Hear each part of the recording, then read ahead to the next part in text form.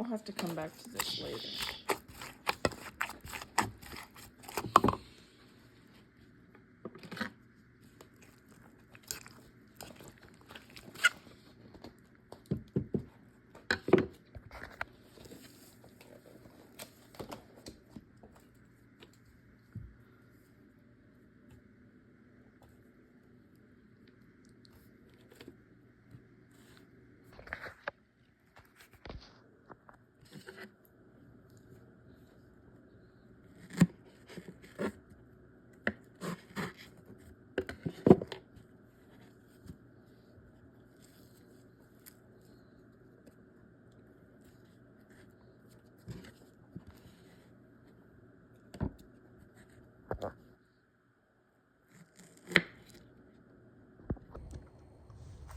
Hi, welcome to Milk and Honey Heritage Farms. I'm Heather. Thank you so much for being here.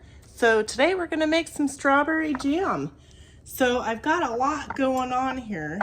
So we're going to water bath can the strawberry jam, and I'm also doing the Sure Gel low pectin to use less sugar in my jam recipe. So I cut all the tops off the strawberries. And here's all the tops. I'm going to put these into my freeze dryer and turn these into a powder because they're very nutritional and good to have to add. You can add those dehydrated and powdered tops into all kinds of stuff like your yogurts and cream cheese and drinks and different things like that. So what I did is I lightly rinsed my strawberries, cut those tops off, and cut my tomatoes in a few different ways. And then I used this little kind of mallet-like thing, and I just kind of crushed them. And when I push down, I just go in a circular motion. And right now I have it on a low heat, warming up right now. So my recipe calls for 6 cups of crushed strawberries. You can crush them finer if that's what you desire. Over to the left, I have a kettle of water to put my jars in for 10 minutes with 1 inch to 2 inches of water over the top of the rim. And I sterilized my jelly jars. I have them in some warm water to keep them still warm so that when I ladle in my strawberry jam into them, they won't crack. And then also I've prepared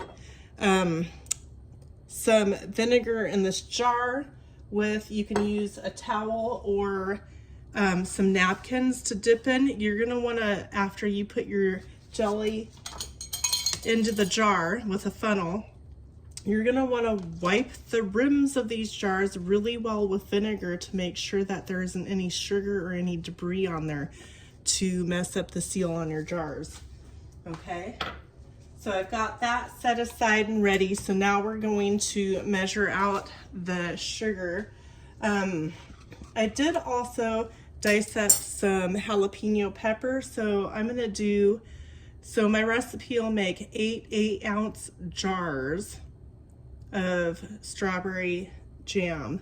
And so I'm gonna do 4 of them just strawberry jam, and then I'm gonna put the diced up jalapeno and the remaining amount of strawberry and do 4 more jars. So I'm gonna set that aside and use it when I'm ready to do that. Okay, so while this is warming up, what we're gonna do is we're going to measure out our sugar.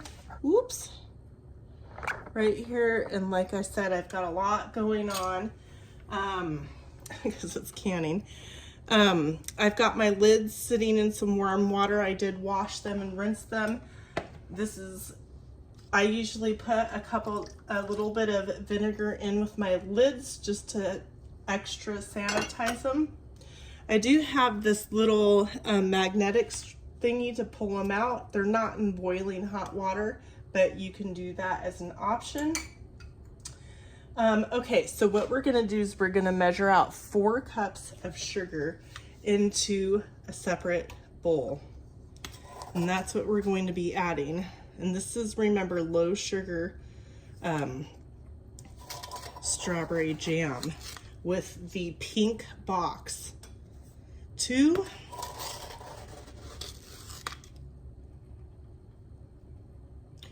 3,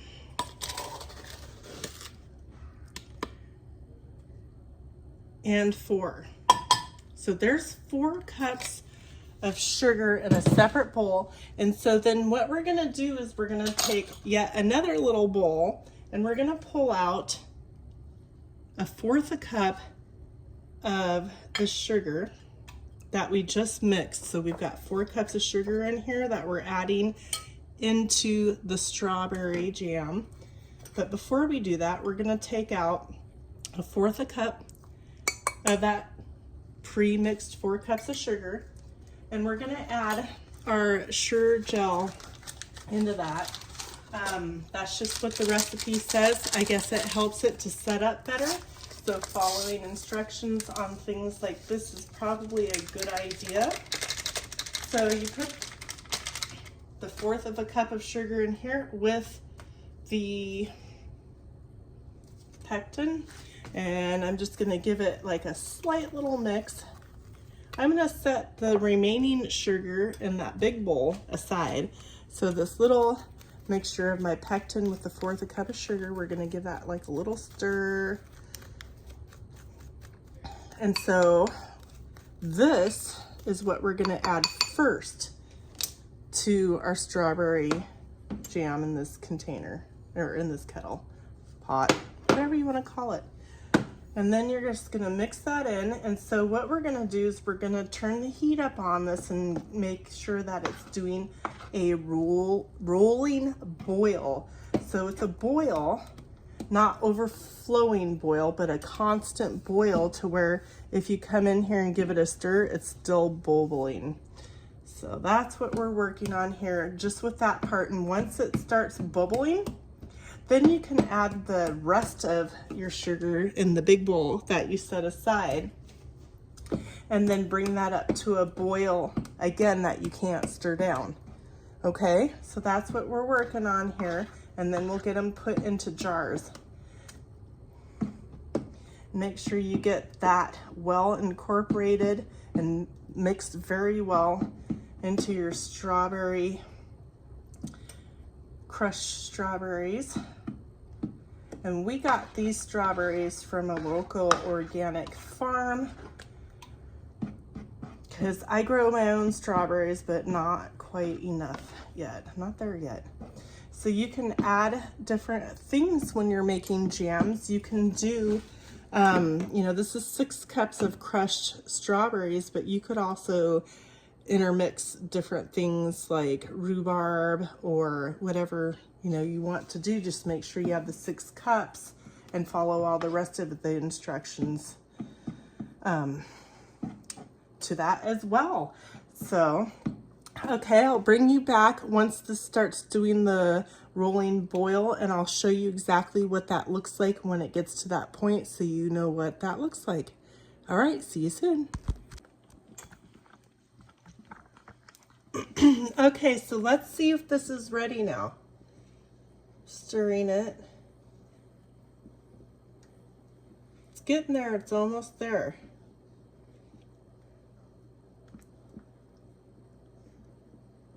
See how it's bubbling? So when you stir it, it should still be bubbling when you stir it. So we got a little bit more to go.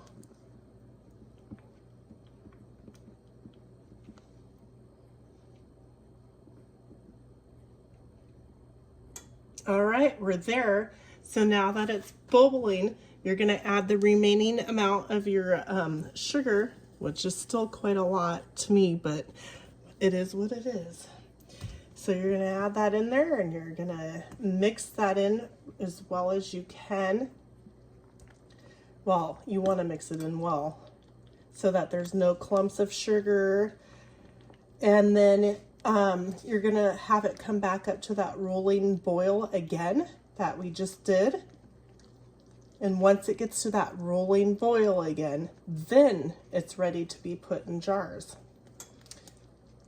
So I'm just trying to make sure I get all the sugar dissolved into the strawberries. So it will take a little, not as long for it to come back to a rolling boil. So just because it's already warm, but because of adding the sugar, it cooled it down just a tad, but it's really warm. So once it comes to a rolling boil, we are going to fill our jars. Make sure that you have vinegar to clean the rims and check the rims as well. Run your finger along and make sure there's no chips or cracks to compromise your seal when you're canning stuff, because the whole idea of preserving is to preserve it so it's on your shelf for when you need it or want it and it's still good. So there we are. So I will bring you back when I start jarring it up. Okay, so I wanted to show you guys my jar, and with the headspace is the amount of space that you're gonna go up your jar with whatever product you're canning. Headspace is the amount between here, and your recipe is gonna tell you how much headspace you need to here, okay, with your product. So this is a nice little gadget that's found in canning areas, and down on the bottom it has these little steps that you can stick inside your jar. And for this strawberry jam recipe, it's a 1/4 of an inch. So that's where this rim right here is. So I want to make sure that all my jars are filled right here to make sure that I'm getting, you know, everything properly done. All right, so there's that. I'm gonna move you guys at a different angle, and we're about ready to start jarring our jam, sorry. It's a good idea to have funnels for projects like this, so you don't spill all over everything and make more of a mess. So remember, we're gonna fill this up to a 1/4 of an inch of headspace. To keep the foam down out of your jams and jellies, you can put a little tiny bit of butter in there, and it'll keep the foam down if you wish.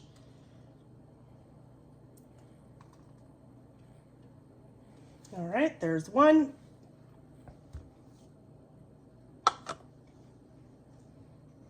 And then once I get these filled, I'm going to clean the rims and put my lids on. And I'm also going to do my next 4 jars. I'm going to add a little bit of jalapeno in there, just so that there's a variety, because you can use jams and jellies for marinades on any kind of meat. You can use it on bagels, you can use it in oatmeal, all kinds of things. Now, in case you didn't know the difference between jam and jelly, jelly is clear, where you use, say like flowers that you make a tea out of, and you use that tea to make a jelly. And it's usually clear, maybe like it'll be like a faint yellow or orange or whatever it is that you're using to make your jelly. So it's usually a clear thing.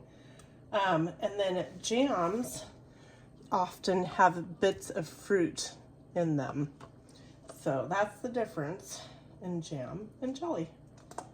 Okay, so I hope this isn't too boring, but I wanted to take you through the steps along with me, so that way, if you've never done this, that maybe you'll give it a try, right? Okay, so I'm gonna set my funnel aside, and what we're gonna do is we're gonna take either a clean washcloth or a bit of paper towel. You're gonna dip it in your vinegar, and you're gonna go around your jar once, twice, and you're feeling for any cracks in the jar as well as making sure that it's nice and clean, okay? So you want to do that to every single jar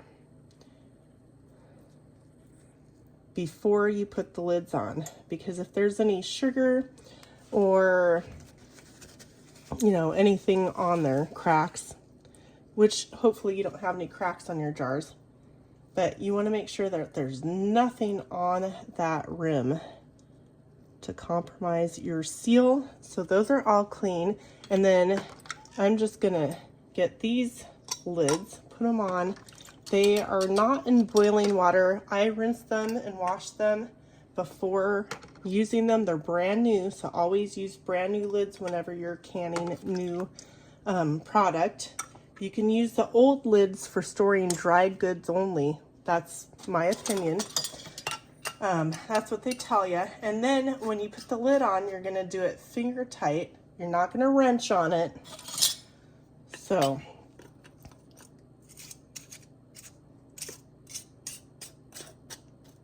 finger tight, don't make it too tight. And then you're gonna put it in the boiling water.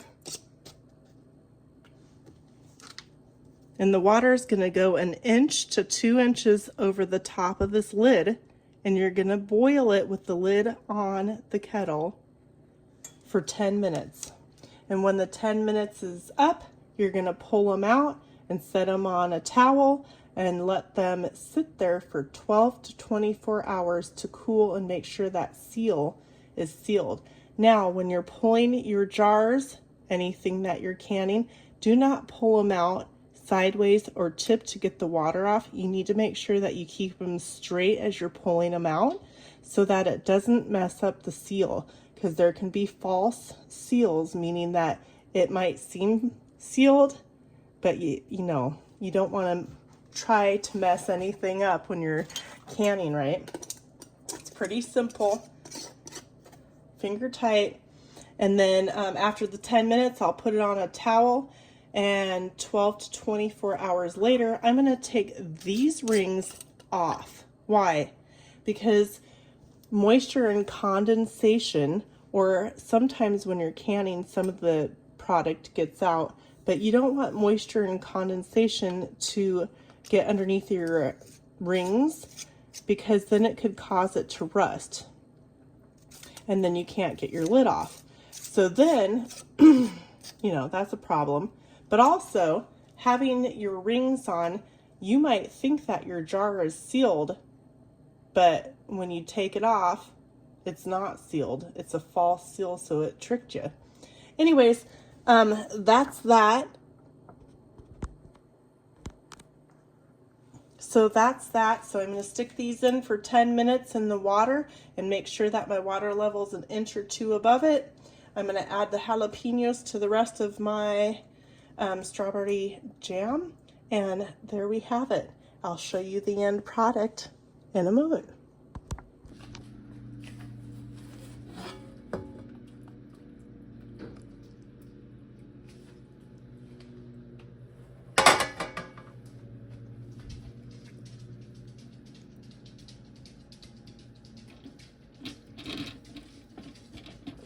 So when you pull your jars, whenever you're water bathing or pressure canning, whatever the product is, do not tip the jar. Pull it straight out and set it on top of a towel. And you just leave it there for 12 to 24 hours. And now you have jam. Look at this cute jar. Isn't that cute? So this was the rest of the amount I had. So I just put it in here because I want to put it in the refrigerator for now. But now I have to get the rest of those out. So I hope you enjoyed this. I hope it's helpful, and I hope you are having a wonderful day, and I'll see you back on the next one.